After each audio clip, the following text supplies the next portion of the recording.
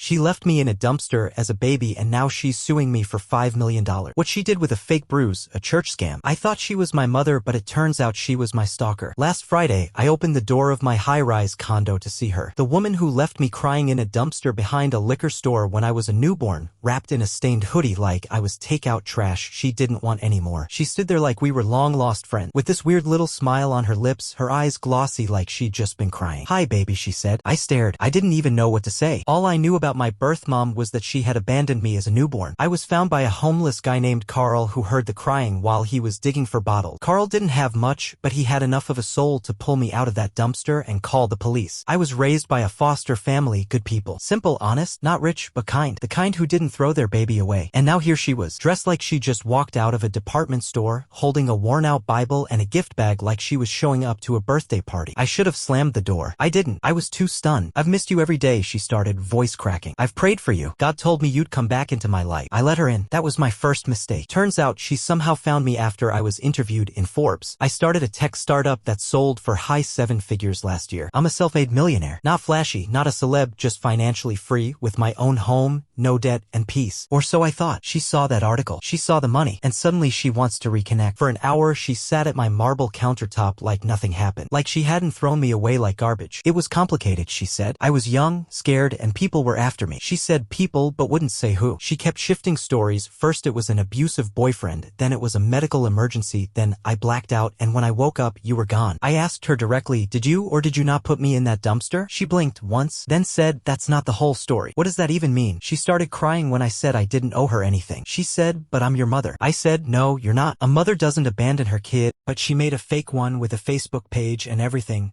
complete with my face in a profile banner next to a quote I never said. "Everyone deserves a second chance, especially the woman who gave you life." Except she didn't give me life. She threw it in a trash can. But it gets worse. That same evening, I went to dinner with a friend, Mike. He's one of the few who's been around since college. Chill guy. Helped me build my startup from the ground up. About halfway through dinner, he gets real quiet. He leans in and says, "I gotta ask, did you really hit your mom?" I almost dropped my fork. "What?" He pulls out his phone and shows me a post from a local Facebook group. It's got a photo of me and my mom edited together. She's got a fake bruise on her cheek, and the post says I assaulted her when she asked for help. "Do you understand what that means?" She faked abuse. She's trying to make me look like I physically hurt her, so she can play the victim and spin this like I'm the ungrateful son who turned his back on the woman who gave everything up for me. People in the comments are eating it up. One guy offered her free legal advice. Another offered to start a GoFundMe for her. And one woman, God help me, even offered to shelter her if her rich, dangerous son escalates. That's when I realized she's trying to build a case. She wants to destroy my reputation, push me into a corner where she can sue, claim emotional distress, and walk away with a fat settlement. Thursday. I check my email and see a message from my old high school teacher. He says, "I'm proud of you for what you've accomplished, but I saw some stuff online. If it's true, maybe it's time to reflect." That one stung, not because I care what strangers think, but because this is exactly what she wanted. She's manipulating public opinion, twisting the knife just enough to make it look like I'm the bad guy. And while I'm trying to breathe and not lose my mind, she's posting TikTok. Yes, actual TikToks. Videos of her walking by the dumpster she left me in, crying on camera, saying, "This is the biggest regret of my life." Background music, some sad piano piece. Caption, "He may never forgive me, but I pray every day that my son knows I never stopped loving him." I'm not making this up. She's using the dumpster as content. Friday morning, I get a call from a law firm. They've been hired to represent her. Cease and desist. Alleging that I've defamed her by calling her an unfit parent in public and on social media, which I haven't done yet. They're threatening to sue unless I publicly retract my statements and pay emotional damages. I forwarded the letter to my lawyer, and while I'm doing that, another email comes in, this one from an ex-girlfriend I haven't spoken to in years. She says someone claiming to be my mother reached out to her and asked if she'd ever felt unsafe around me. Said she was gathering character witness statements. So let me get this straight. This woman leaves me in a trash pile as a baby, and 29 years later, after I claw my way out of poverty, build a business, and make a life for myself, she shows up and tries to ruin it all. I've got a private investigator now. I didn't want to. But after the forged donation pledges, the fake assault claims, and now this campaign to collect dirt on me, I need to know how far she's willing to go and who's helping her. Because here's the real twist. We pulled her phone record. She didn't find me on her own. Someone close to me gave her my address. You ever trust someone so much that the idea they'd stab you in the back didn't even register as possible? I was that guy. I'm not anymore. Let me rewind. So my lawyer had a PI start digging. The goal? Find out how my so-called mother tracked me down, got access to my life, my address, my world. Forbes only used my city, not my street. My phone's private, socials locked down. No way she could have found me unless someone let her in, and someone did. His name's Trey. We've been friends since college. Co-founder of my company. We built our first app in his parents' garage. I thought we were solid. I helped pay off his student loans when our business took off. Got him equity. Gave him a car when his old one got repossessed. He was the first one I told when I got the Forbes feature. He was also the one who introduced me to the media consultant who turned out to be a freelancer running PR for my mother's fake nonprofit. Yup, same woman who crafted her sob story blog post and set up her church tour. Trey knew her. Trey freaking knew her.